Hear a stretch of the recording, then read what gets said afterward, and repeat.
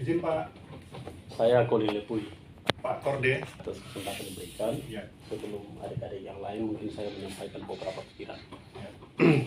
Jadi begini Pak, kita ini sudah tahu lah, Republik ini sudah tahu kontribusi ARU dari sektor perikanan itu kepada negara itu seperti apa. Setiap tahun itu kalau kita lihat data Kepmen KP nomor 50 tahun 2017, Junto itu Kepmen KP nomor 11 tahun 2022 yang baru direvisi.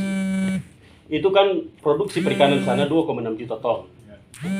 Nah, kemudian kita melihat bahwa setiap saat praktik eksploitasi yang kemudian diberlakukan yang diizinkan oleh negara, misalnya 1.900 kapal. Jauh sebelum itu ada perusahaan daya guna samudra. Kemudian ada juga PT PBR, Pusaka Penjina Resources. Ini semua praktek eksploitasi yang kemudian diizinkan oleh negara, yaitu Kementerian Kelautan dan Perikanan. Lalu kemudian yang terjadi di ARU adalah kerusakan lingkungan. Kan keuangan kita kan kecil. Sebentar, saya menyampaikan apa yang selama ini sudah tersimpan, Pak. Betul, tapi kan kita kan Saya masih bicara, saya harap untuk Pak. Kita orang Maluku ya begini, tapi biasa aja.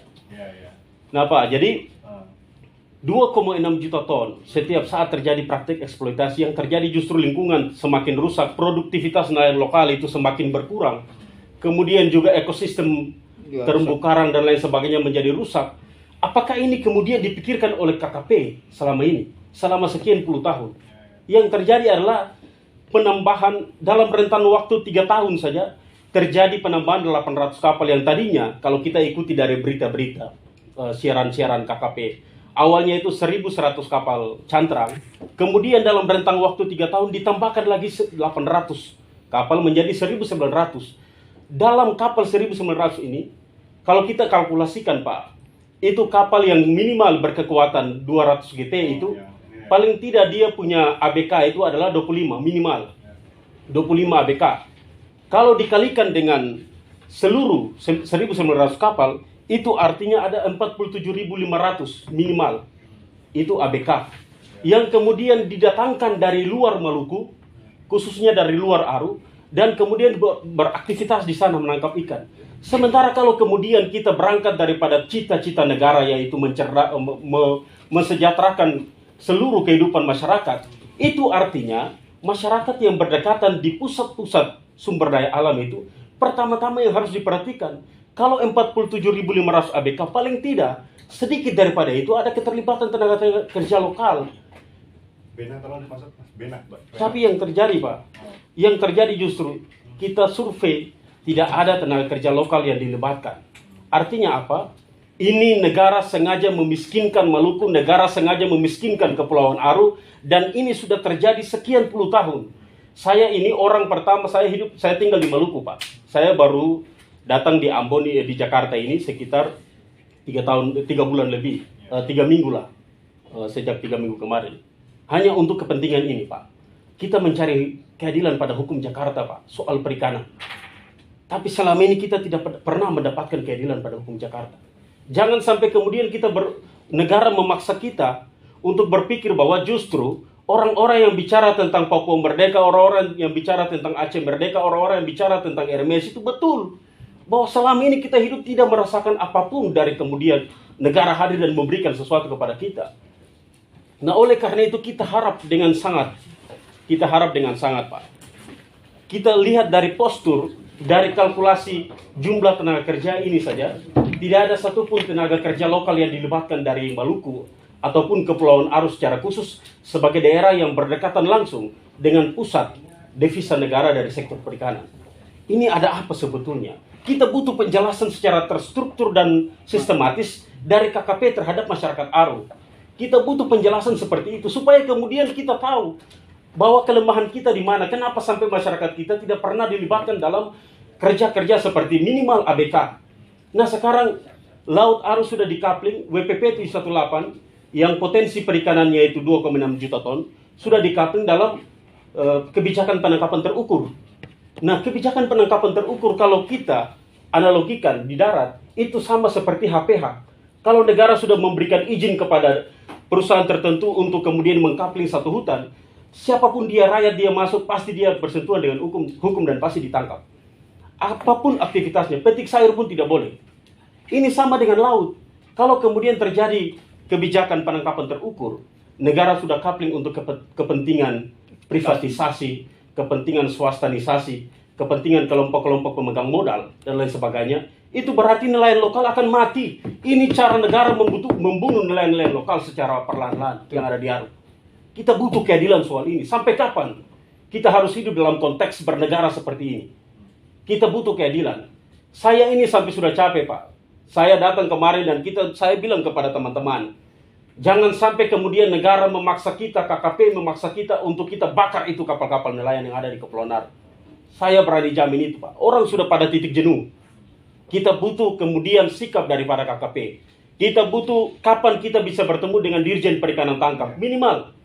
Kita butuh itu. Kalau tidak ada garansi dan deadline waktu untuk kita bertemu dengan Dirjen Perikanan Tangkap, saya pastikan salah satu kapal dari kapal-kapal cantrang yang ada di Aru itu masyarakat Aru bakar. Saya pastikan itu. Kita punya perda tentang pengakuan dan perlindungan masyarakat hukum adat. Mestinya negara menghargai itu. Artinya negara membutuhkan, kalau disebut masyarakat adat, itu berarti harus termuat dalam postur-postur hukum positif, produk-produk hukum positif di aras lokal. Nah, kita sudah keluarkan perda pengakuan dan perlindungan masyarakat hukum adat Aru.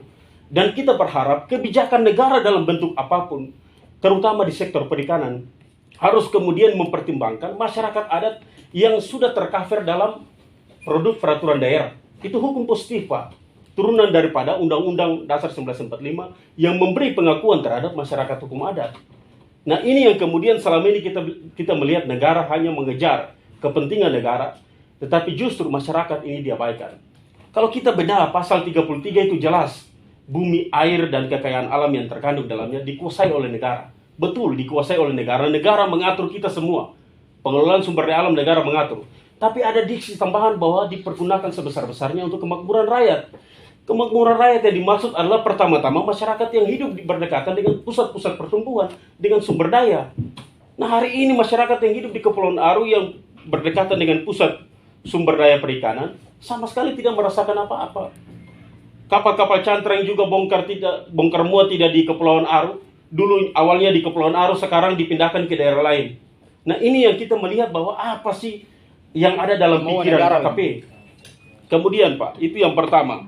Mohon maaf, saya bicara agak banyak karena memang ruang ini penting untuk kita sampaikan supaya kemudian Bapak-Bapak juga bisa sampaikan kepada Pak Menteri dan minimal Pak Dirjen. Kemudian, Pak, yang kita persoalkan, industri perikanan Arafura itu kemudian sudah ditetapkan oleh Pak Menteri, sudah dicanangkan. Pak Menteri turun langsung ke Benjina, Pak. Saya ini dan teman-teman ini semua, kita ini semua, yang pertama kali kita menolak Lumbung Ikan Nasional. Kenapa? Karena konsep Lumbung Ikan Nasional mengabaikan wilayah Kepulauan Aru, walaupun basisnya adalah pengelolaan berbasis WPP. Di Maluku ada 3 WPP, 714, 715, dan 718. Tapi kalau kita bedah itu, konstruksi berpikir negara dalam konteks Grand Design Lumbung Ikan Nasional, sama sekali masyarakat di Kepulauan Aru yang berdekatan langsung dengan sumber daya devisa negara dari sektor perikanan yang paling besar itu sama sekali tidak dipertimbangkan. Walaupun ada, tapi itu sangat sedikit. Sehingga kita bikin gerakan, wah ini tidak adil. Kita bikin gerakan penolakan. Lalu kemudian ada hal tertentu yang kemudian terjadi di kalangan elit, lalu masih mentah sampai hari ini. Oke lah, itu soal lain. Tapi yang kita persoalkan kemudian negara lewat Pak Menteri turun dan kemudian mencanangkan Benjina sebagai industri perikanan Arafura. Yang kita pertanyakan, apakah sampai sejauh ini, sejak akhir tahun 2021, Pak Menteri turun ke sana, apakah sampai dengan saat ini KKP sudah punya kajian tentang pendekatan pengelolaan industri perikanan Arafura yang ada di Benjina? Aspek pengelolaan lingkungan, AMDAL-nya bagaimana? Bagaimana keterlibatan masyarakat? Bagaimana pusat-pusat adakah usaha-usaha mikro masyarakat yang kemudian dihidupkan dari adanya industri perikanan Arafura? Karena kita belajar dari daya guna samudra dan kemudian Pusaka Benjina Resources yang sama sekali tidak memberikan apapun kepada masyarakat di Kepulauan Aru, terutama di pusat yang berdekatan dengan itu. Tidak ada misalnya pertumbuhan ekonomi mikro yang dihidupkan daripada perusahaan yang kemudian beraktivitas. Kita khawatir jangan sampai IPA ini modelnya seperti itu. Makanya jauh-jauh hari kita pertanyakan, Kalau pemerintah daerah sudah tidak cerdas untuk mempertanyakan ini, kita pemuda yang kemudian mempertanyakan bagaimana konsepsinya, bagaimana kesiapan KKP untuk melihat industri perikanan pengelolaannya bagaimana, keterlibatan tenaga kerja lokal seperti apa, berapa persen yang akan bekerja, kemudian pendapatan asli daerah yang kemudian berasal dari industri perikanan Arafura itu seperti apa. Nah ini yang kita pertanyakan, aktivitas ekspornya seperti apa, apakah ekspor dari Kepulauan Aru langsung, ataukah datang di sini baru ekspor. Lalu yang diekspor itu apakah ikan mentah atau ikan olahan. Ini yang kemudian harus kita pertanyakan. Dan sampai sejauh ini kita sangat menyayangkan KKP tidak pernah menjelaskan ini. Saya khawatir KKP tidak punya kajian soal ini, Pak. Dan kalau tidak punya kajian, wah ini sangat berbahaya. Saya khawatir ini kepentingan swasta yang terlalu kuat sehingga mengabaikan kepentingan masyarakat. Ini yang penting untuk kemudian kita pertanyakan. Nah, yang terakhir, yang tadi kita teman-teman sudah bicarakan tentang kebijakan perikanan penangkapan terukur, Pak, yang tadi saya singgung. Nah, kebijakan penangkapan terukur ini, kalau kita mau lihat di Maluku terjadi tumpang tindih kebijakan. Sebentar-sebentar negara bicara tentang lumba ikan nasional, sebentar-sebentar negara bicara tentang Ambon Newport, kemudian sebentar-sebentar negara bicara tentang industri perikanan Arafura. Kemudian yang terakhir tentang penetapan Laut Arafura, Laut Aru, kemudian Laut Timur bagian timur di WPP 718 sebagai pusat daripada salah satu daripada kaplingan kebijakan penangkapan terukur. Nah kita mau mempertanyakan siapa sih yang kemudian bermain di belakang ini, lalu kemudian kepentingan swasta apa yang kemudian sengaja di-backup oleh negara.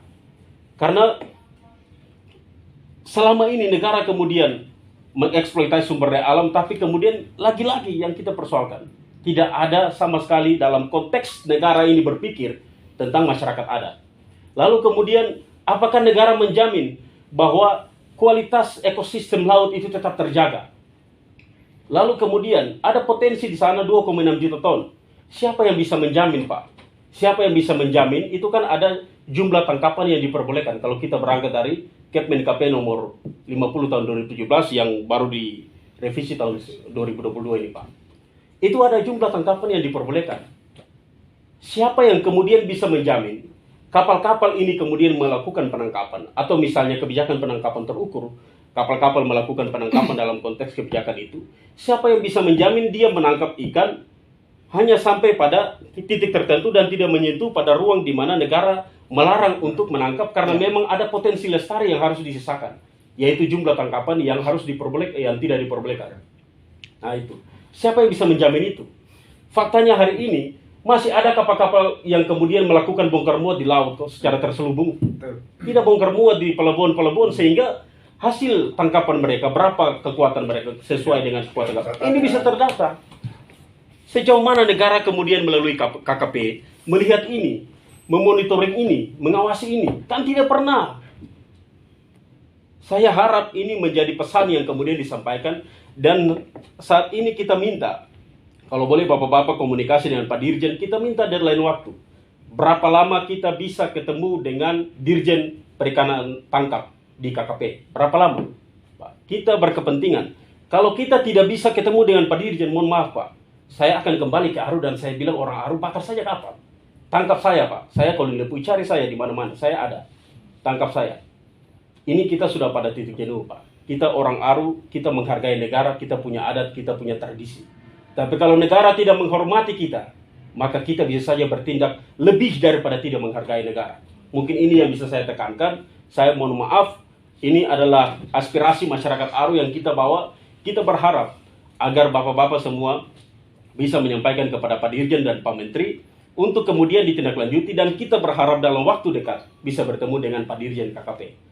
Kakak kita kemarin sudah berteriak di DPR, Ibu Mercy Barens, sudah berteriak menyampaikan pikiran-pikiran kepada Pak Luhut bin Sarpanjaitan, kemudian Pak Dirjen KKP, tapi lagi-lagi tidak ditindaklanjuti Pak. Itu kakak kita, beliau itu adalah representasi daripada masyarakat Maluku, yang beliau sampaikan adalah pikiran-pikiran masyarakat. Kita harap ini dimengerti dan ditindaklanjuti. Kalau tidak itu saja Pak. Tawaran kita cuma satu.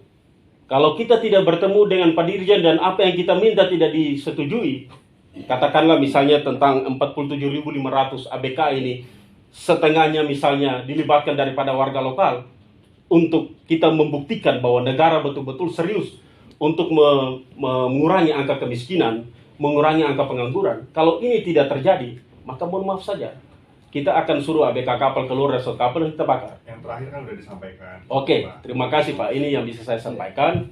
Saya mohon maaf kalau nada saya seperti ini, tapi ini akumulasi kekecewaan terhadap kebijakan-kebijakan negara di sektor perikanan yang dibikin oleh Kementerian Kelautan dan Perikanan. Mungkin itu saya kembalikan, ada teman-teman lain yang bisa. Diskusi dulu, diskusi. Terima kasih. Lanjut. Ya, atau kalau yang saya tangkap apa yang disampaikan Pak Paulin tadi kan sebenarnya juga